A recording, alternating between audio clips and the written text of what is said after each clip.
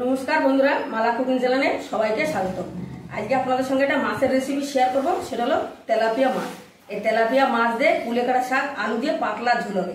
এই গরমের দিনে কিন্তু এই রেসিপিটা খেতে কিন্তু খুবই ভালো। আর কুলেখাড়া শাক তো ভীষণই উপকারী, ছোট থেকে বড় সবাই আপনারা খেতে পারেন। এই দেখুন, জ্যান্ত তেলাপিয়া কেটে কেটে পরিষ্কার করে রেখেছি।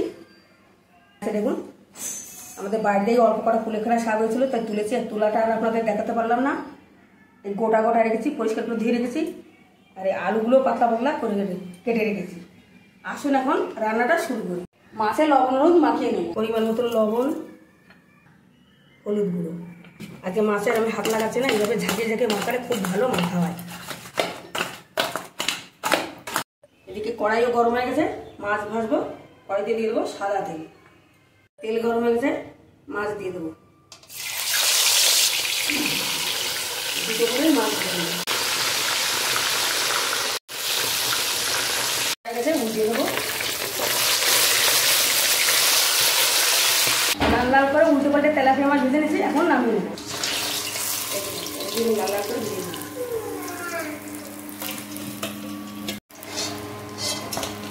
মাছগুলো ভেজে নেবো।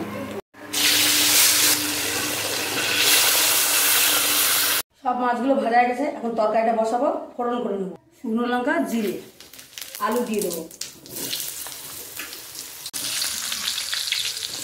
একটু ভালো করে ভেজে নেবো।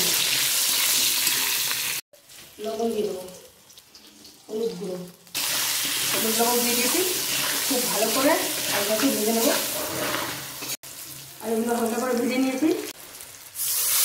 পাতলা জল দিয়ে দিয়েছি। আলু সিদ্ধ হলে শাকগুলো দিয়ে দেবো। খুব ভালো করে জাল ঢুকেছে, এখন কুলেখাড়া শাকগুলো দিয়ে দেবো।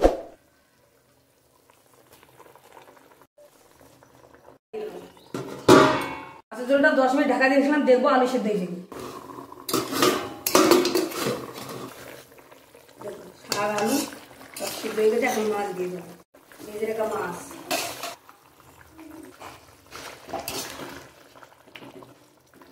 ঝোলটা আর কিছুক্ষণ জাল হলে নামিয়ে নেব। ঝোল রান্না করা হয়ে গেছে, গ্যাস অফ করে নামিয়ে।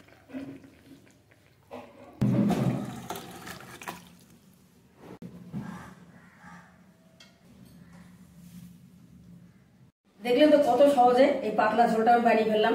এটা বানানো যতটাই সহজ, খেতে কিন্তু ততটাই ভালো হয়। আপনারা এই গরমে অবশ্যই একবার কুলেখাড়া শাক দিয়ে যে কোনো মাছ দিয়ে বানিয়ে খাবেন, খুবই ভালো লাগে। ভিডিওটা কেমন লাগলো অবশ্যই কমেন্টে জানাবেন, লাইক শেয়ার করবেন। আর ভালো লাগলে সাবস্ক্রাইব করে আমার পাশে থাকবেন।